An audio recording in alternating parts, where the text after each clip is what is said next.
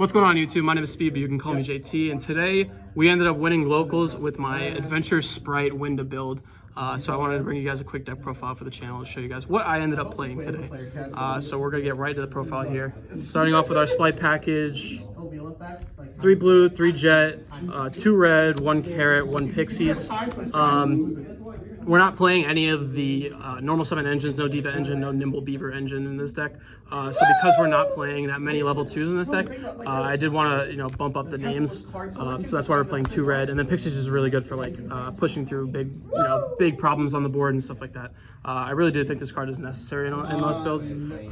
So that's why we're playing this. Other than that, the ratios are pretty standard.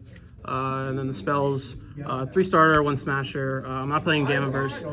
You do kind of struggle like killing people in this deck, but because we're playing so many like good engines in this deck, you're just able to kind of outgrind your opponent and just keep advantage on the board state, which means you're likely not going to OTK with this deck, but you are going to keep advantage through the majority of the game, which is why we're not playing stuff like Gamma Burst. Other engine, playing the Frog engine, obviously 3 swap 1 Ronin. Not playing Dupe because we don't like to lose to Super Poly. This engine is kind of lackluster, but it does get you to Toad, and it gets you extra level 2s on board, which is very good obviously in this deck.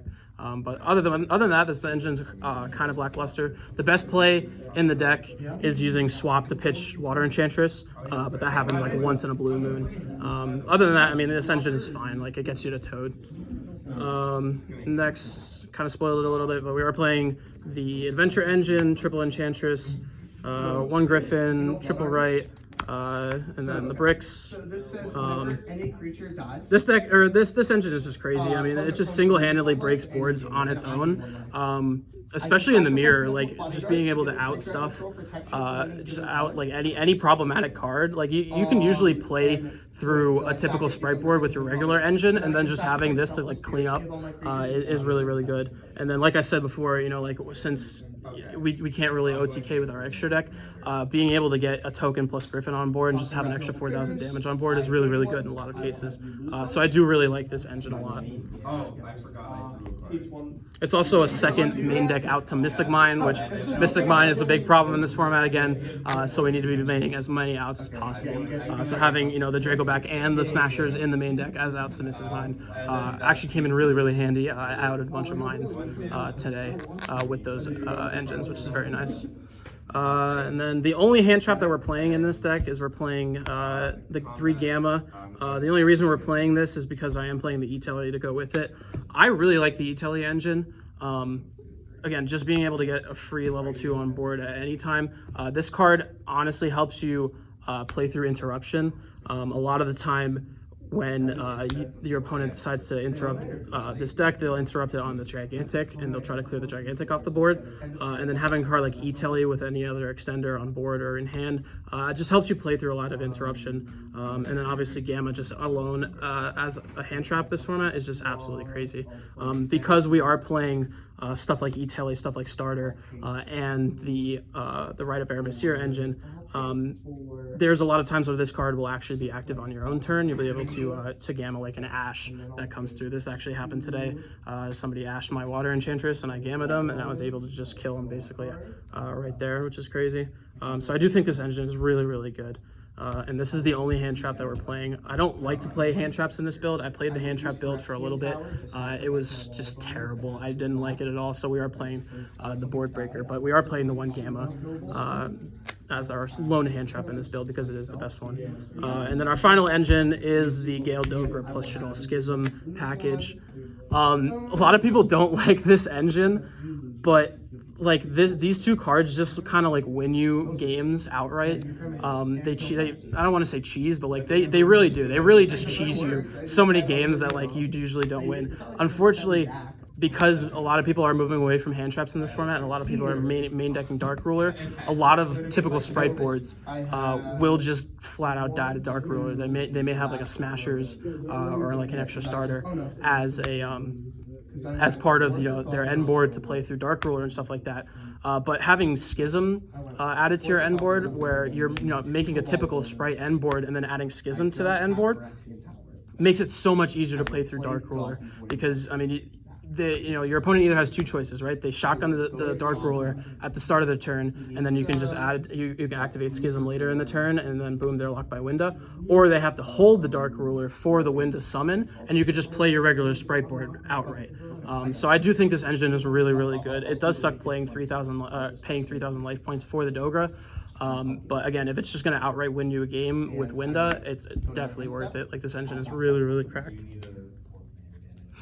And moving on for the board breakers, we're only playing like 7 more defensive cards. Like I said, we're playing the triple Gamma, and we're also playing triple Dark Ruler, triple Tactics, and the one called by. I mean, these cards are obviously very good. In hindsight, I would probably try to fit Forbidden Droplet if I can. We're playing a 44-card main deck, so we're already well over the 40-card cap.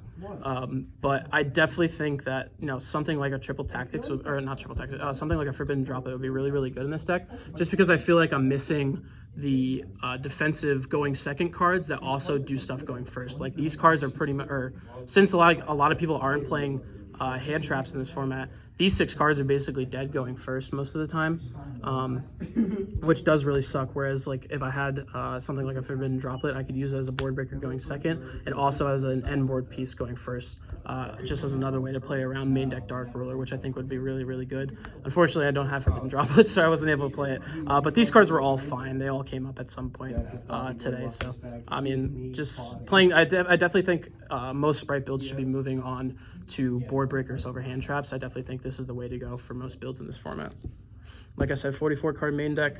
It doesn't brick. You only play like 3, maybe 4 bricks with your engines that you absolutely don't want to see in your starting hand. And playing 44, I guess, just circumvents that. We don't really brick that much unless you draw like 3 of your bricks, which is just so unlikely to happen. Moving on to the extra deck here, starting off with our Sprights, 2 Elf, 2 Gigantic. This is pretty standard. In hindsight, I would probably play 3 Elf if I could. I didn't have a 3rd Elf, but 3 Elf definitely comes up a lot playing this deck, and I do have a very easy spot to cut for the 3rd Elf in this, but these cards are obviously just insane. Next up for our links, 1 Lambda. Lambda is really cool because we're playing the E-Tele engine, because at some point, like, if you want, you could just make like a Lambda, set an E-Tele, and then E-Tele to summon the Gamma, let it banish itself in the end phase, and then activate the Lambda to search another Gamma and to have another form of interaction, which is really, really cool. So this card's really, really good. 1 Phoenix to out problematic back row. That's pretty self-explanatory. And then 1 Pit Knight early. We're not playing the IP Avermax combo. I just think it takes up too many extra deck spots because I'm already playing the Schism spots in the extra deck. So as a alternative to the IP end board piece, we're actually going with the Pit Knight early, which this card's actually really, really cool in tandem with a card like Spright Elf, being able to just give an extra spot negation onto your board. I think this card is really, really cool. The rest of the links, we have 1 Dark and 1 Area.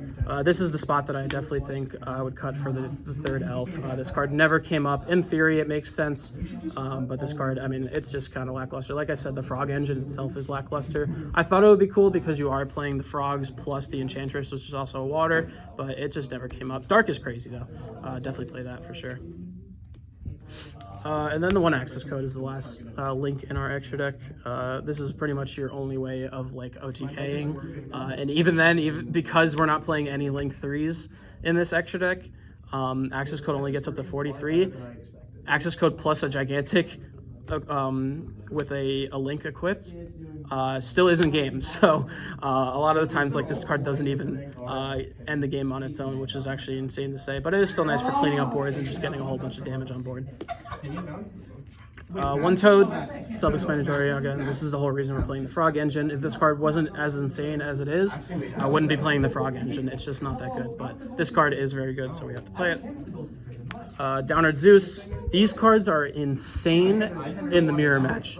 I played 2 Spright mirror matches today, and both of them, Zeus just cleaned house, absolutely. Just, going into a full board like Dark Ruler their boards, summon 2/2s, go into Gigantic, and make Zeus for 4. You clear their whole board, and then any follow-up they have basically just always dies to Zeus. These 2 cards are absolutely insane. They're absolutely necessary in this extra deck.